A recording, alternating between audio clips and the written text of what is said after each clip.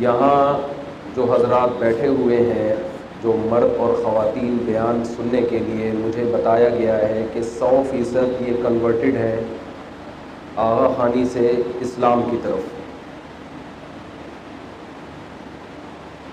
تو لہذا میرا بیان پھر اسی ٹاپک پر ہوگا کہ اللہ نے آپ کو ہدایت دی. اور ایک تھوڑی سی آپ سے پیشگی معذرت کہ میرا گلا بہت دنوں سے خراب ہے، تو درمیان میں کھانسی کی شاید کچھ بریکس آتی رہے، تو آپ ان کو بریک سمجھ کے برداشت کر لیجیے گا. ہر پروگرام میں کچھ بریکس ہوتی ہیں نا، کہتے ہیں بریک کے بعد ملتے ہیں. تو ممکن ہے کچھ کھانسی درمیان میں آتی رہے، لیکن یہ گھبرانے کی بات نہیں ہے، کرونا کی کھانسی نہیں ہے. ایسا نہ ہو آپ سب بھاگ جائیں کہ مفتی صاحب کرونا پھیلا کے جائیں گے. یہ ویسے ہی کھانسی چل رہی ہے کافی دنوں سے، اور ڈاکٹروں نے کہا ہے کہ یہ کچھ دن اور بھی چلے گی، یہ ٹھیک نہیں ہے، جلدی ٹھیک نہیں ہے. یہاں ماشاءاللہ جتنے لوگ بیٹھے ہوئے ہیں یہ پہلے آغا خانی تھے، اس کے بعد مسلمان ہوئے. اور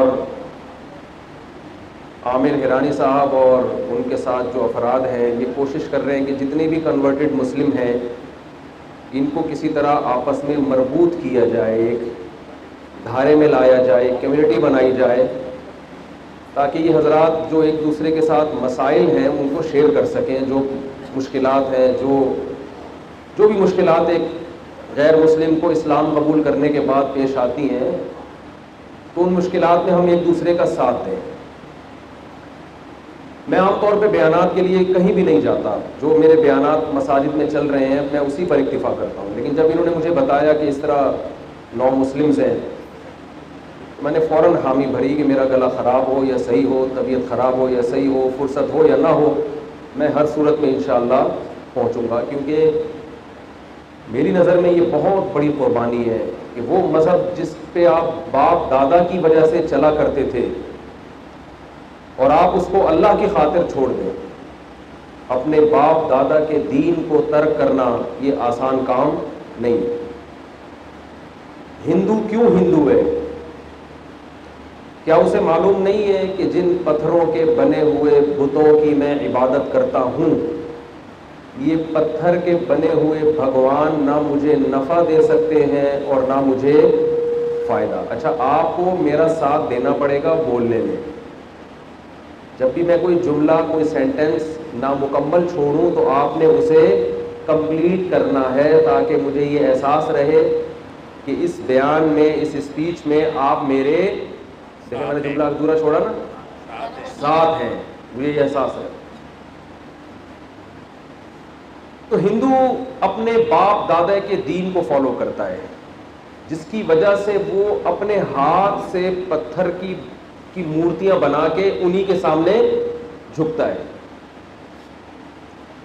حالانکہ عقل حیران ہوتی ہے کہ جس بھگوان کو تم بنا رہے ہو وہ تمہاری مدد کیسے کرے گا؟ آپ بتائیں، کوئی عقل میں آنے والی بات ہے؟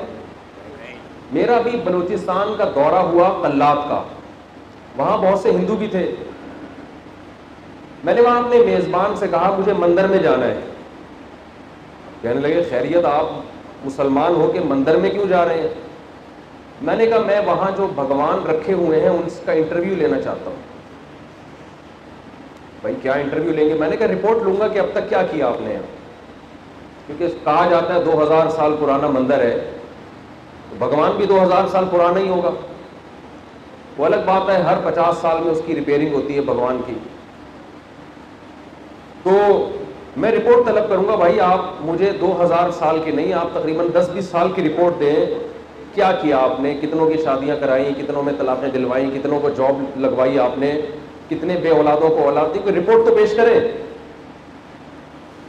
جب میں مندر گیا تو وہاں مہاراج سے ملاقات ہوئی. انہوں نے مجھے بھگوان سے ملاقات نہیں کرنے دی.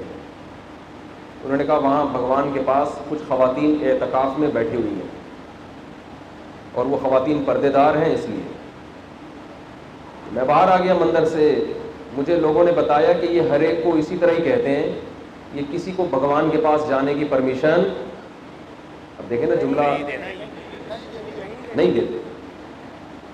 کیونکہ ان کو پتہ ہے کہ بھگوان سے جتنی بھی رپورٹیں لی جائیں بھگوان نہ سنتا ہے نہ دیکھتا ہے نہ بولتا ہے. قرآن کہتا ہے الہم ارجل یمشون بہا، کیا اس بھگوان کے پاؤں ہیں جس سے یہ چل سکتا ہے؟ ام لہم ایدی یبطشون بہا، کیا ان کے ہاتھ ہیں جس سے یہ پکڑ سکتے ہیں؟ ام لہم آذان یسمعون بہا ام لہم اعین یبصرون بہا، کیا ان کی آنکھیں ہیں جس سے یہ دیکھ سکتے ہیں؟ ام لہم آذان یسمعون بہا، کیا ان کے ایسے کان ہیں جن سے یہ سن سکتے ہیں؟ نہ ایسے کان جن سے سن سکیں، نہ ایسی آنکھیں جس سے دیکھ سکیں. مگر ہندو پھر بھی ہندو ہے. کیوں؟ اس کا باپ ہندو تھا اور اس کی ماں ہندو تھی. تو انسان اپنے باپ دادا کی اندھی تقلید میں کتنا گمراہ ہو جاتا ہے. یہی چیز آپ کو دوسرے باطل مذہبوں میں بھی نظر آئے گی.